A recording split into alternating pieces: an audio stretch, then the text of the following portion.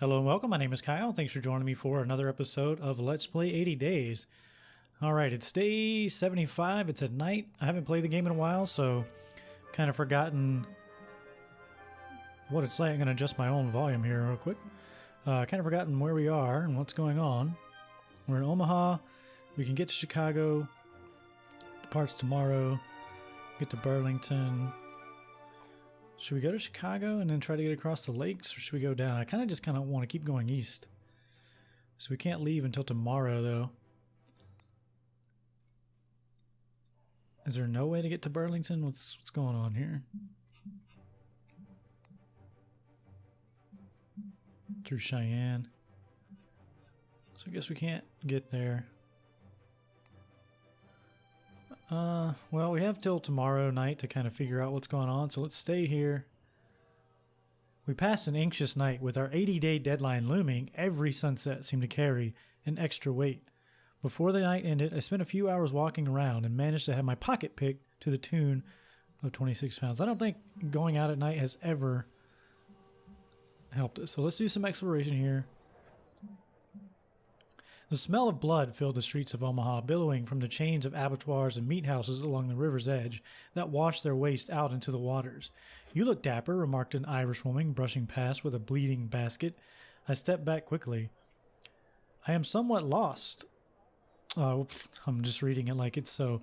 I stepped back quickly. "I am somewhat lost," or "What do you have in your basket?" Let's go with... "I am somewhat lost," I admitted, and the woman laughed. "I can hear that, dear," she replied. "This is Sheely Town, and it's mostly for us Irish, though a few others creep in. You look like you want to be on the Gold Coast, rather." Where is that? Where is that, or is that nice? Well, to me, the Gold Coast says Florida, so let's see. "Upwind," she replied with a giggle, and then she wandered away up the road, prattling to herself as she went, and I was left to find my way on my own. So I don't think we learned anything from that. So I guess we go to Chicago.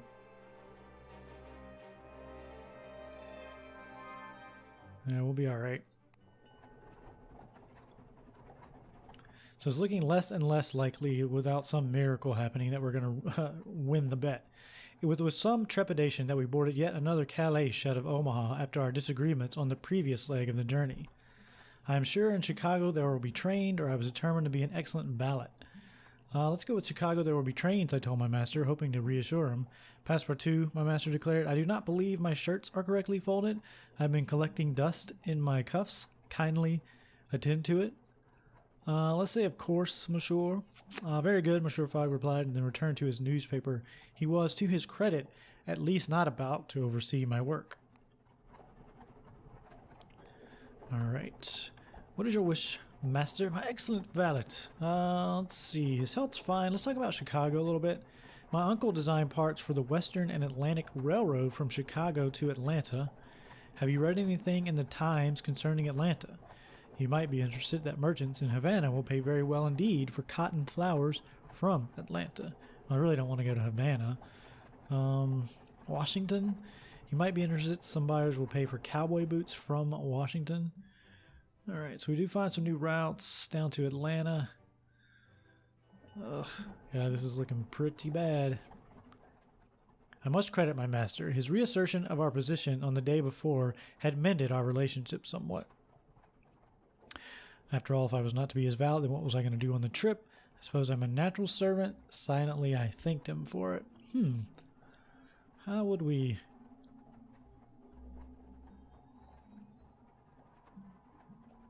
I don't really want to say this one. Let's try the first option. After all, it was not to be his valet. Then what was I doing on the trip? And while we traveled through the parts of the world such as these, wholly lacking in civilization, it was imperative we brought civilization with us. It was day 76. We had barely 100 hours remaining to return home. Yeah, don't remind me, Passepartout. Mormon temple to be completed within 50 years at least. Alright, so he took kind of a hit on his health. Our carriage kept up its pace, taking us across increasingly boggy land until we began to pass wooden houses scattered about seemingly at random. These were the outskirts of the city of Chicago. We were both relieved to see it, I think. We had passed through the wilderness together and come out the other side once more, master and man. So we're back in civilization, so to speak. Let's see what we have available to us. So we just have that route to Atlanta, which departs tomorrow.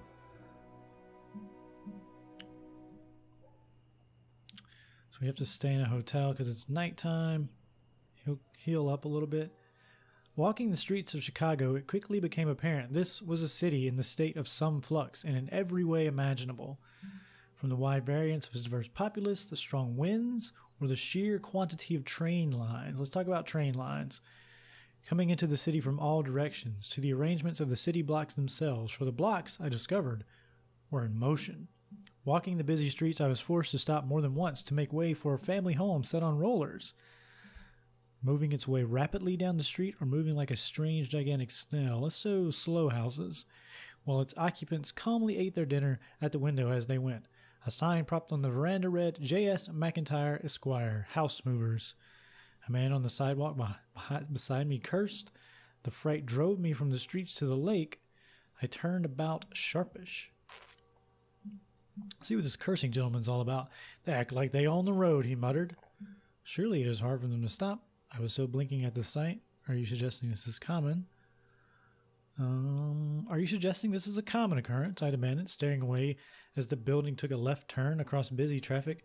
It's the 7th one of these I've dodged today, the man grumbled. They're supposed to go to Van Buren and thereabouts, but instead they cruise around in those Hickory Springs like so many lords and ladies. Where I come from, houses stay where they are placed, I told him. 'Twas because the mayor wanted the city to be made of stone, so they fitted rollers underneath the wooden houses to move them out of the way. But you can't just move city folk around like cattle.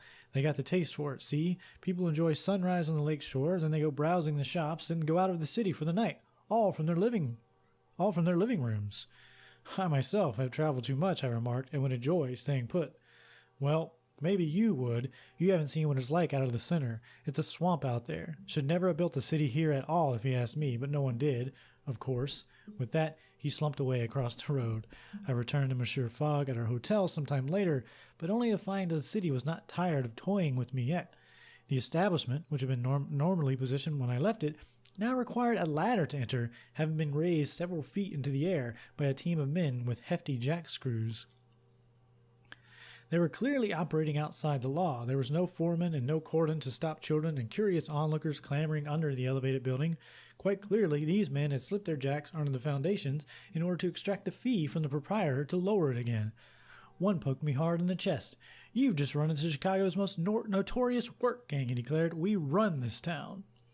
You must let me inside, or are you going to move the building?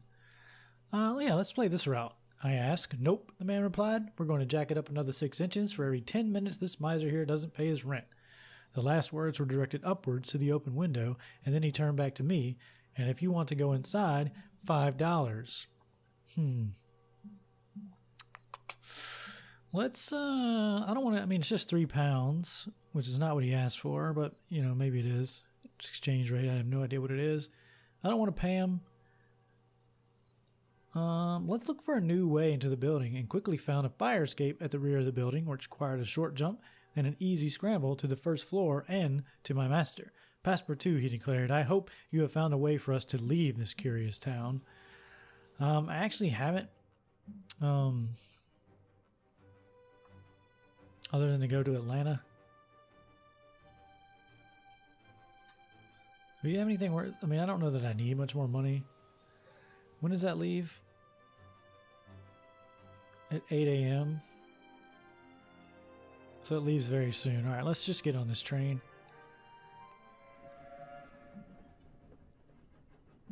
We're going to lose so much time here. My master paced the floor of the Chicago Station ticket hall in a state I could only describe as, let's go, barely concealed fury as we attempted to work out what train we were supposed to be getting onto. They have, he remarked to me with somewhat less than his usual cool, made something of a conundrum of their train system. What is the problem, monsieur? I asked, somewhat amused by his annoyance.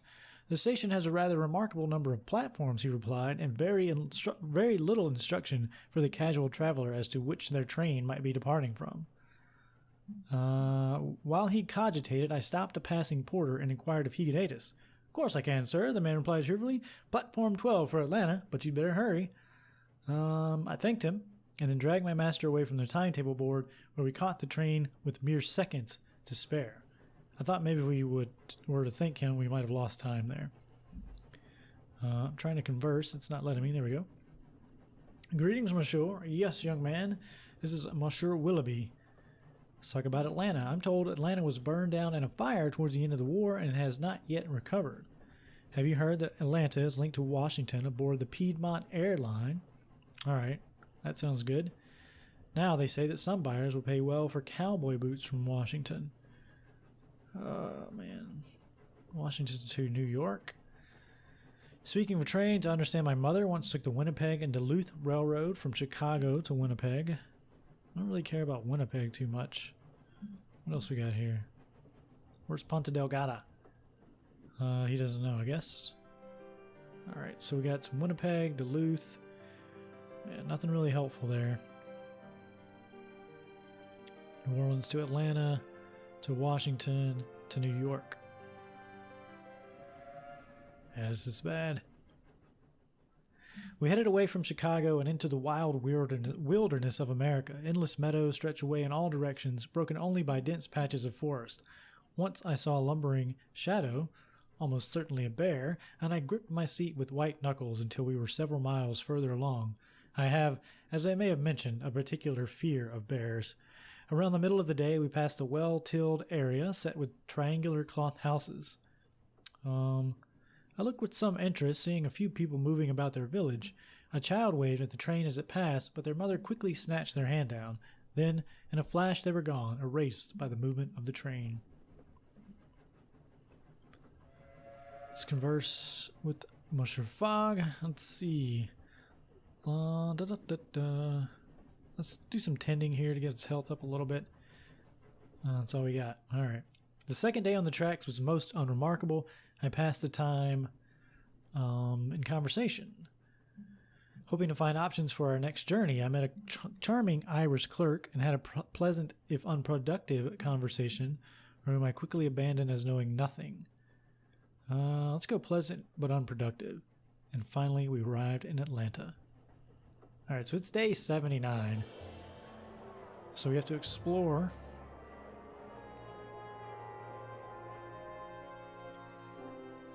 So we can head down to Florida, to Miami. Atlanta, at the heart of Georgia, is a busy city with construction on every corner. The Civil War had plainly left its mark, with bullet-holed bricks commonplace. It had been from here that Major General William Tecumseh Sherman had begun his march through enemy territory to the port of Savannah, burning and wrecking whatever stood in his way. But still, I marveled at how the place was healing, or no doubt the rebuilding would take many years yet.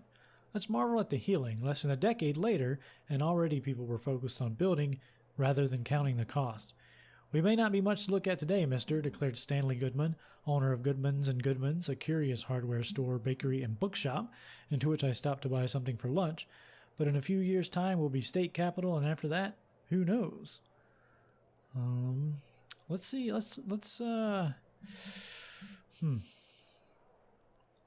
Going around the world. That seems kind of selfish thing to say. Let's go to Atlanta's great success. I won't lie to you, mister. Being burned to the ground helps to put things in perspective. From here, we're building up and together. I bought a hammer and a sandwich. I agree with this sentiment. So that's when we say one man's success is another's loss, which became clear as I walked the half-made streets. Paupers and drunks cowered in corners, sheltering in rubble heaps and overgrown waste, and who knows who had once lived here before, of whom all trace had now been broken down and burned away. Yeah, exactly, right? So we can either go to Miami or Washington. I kind of want to go up to Washington, but it doesn't leave until tomorrow at 9 or at 10.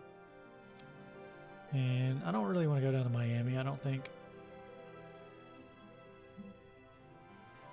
Yeah, so we'll go to Washington tomorrow, which means we have to stay here, see what the market's got going for us.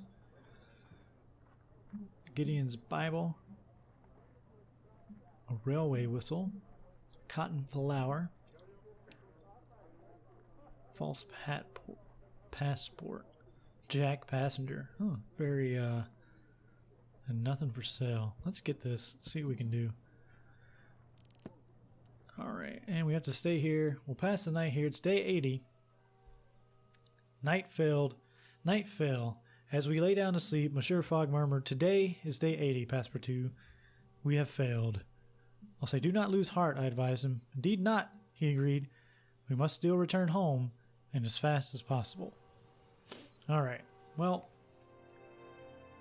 I don't know how soon we're going to do it. Let's go to Washington. Shouldn't lose any health going to Washington. We'll probably wrap up this video here. We boarded a fast new train called the Piedmont Airline for the trip to Washington. The countryside rolled past like an England built on massive scale. Where trees grew, they formed forests, and where fields stretched, they seemed to carpet the whole world. To European eyes, the whole world, to European eyes, was curiously underdeveloped. That doesn't make any sense. America was clearly big. To European eyes, America was curiously undeveloped, probably is what it's going to say. A rather primitive outpost of the British Empire that was only just finding its feet as a nation. I could not help but feel sympathetic. Perhaps one day America would rise to some form of greatness, but for the moment it was clearly a land for farmers. Yeah, I know, man. Greetings, Monsieur Lagarde. Tickets, please. Let's talk about New York. Speaking of trains, I understand Atlanta is connected to Miami by rail. I don't really care about that. Can you tell me about Ponte Delgata? Think you're out of luck there, but now listen, do you play football? I don't, but I'm going to say I do. I've played a few times. I'm trying to start a league back home. New York? What else do you know about New York? That's kind of weird. They say one can travel aboard the Canadian Pacific Railway from New York to Ottawa, but the fare is worth saving up for. I don't really want to go to Ottawa. I want to get across the ocean, people. Caracas? Now you listen to me. You can pick up handheld mirrors in Caracas. You can sell for a profit in Marrakesh. Dakar? Look here. The quickest way to Dakar from here is to go via Port Royal. All right, let's talk dominoes. See if we can talk about Port Royal a little bit.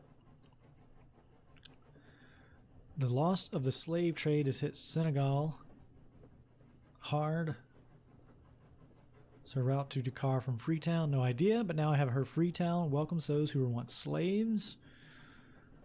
Let's keep talking about that. I've heard is a town. All right.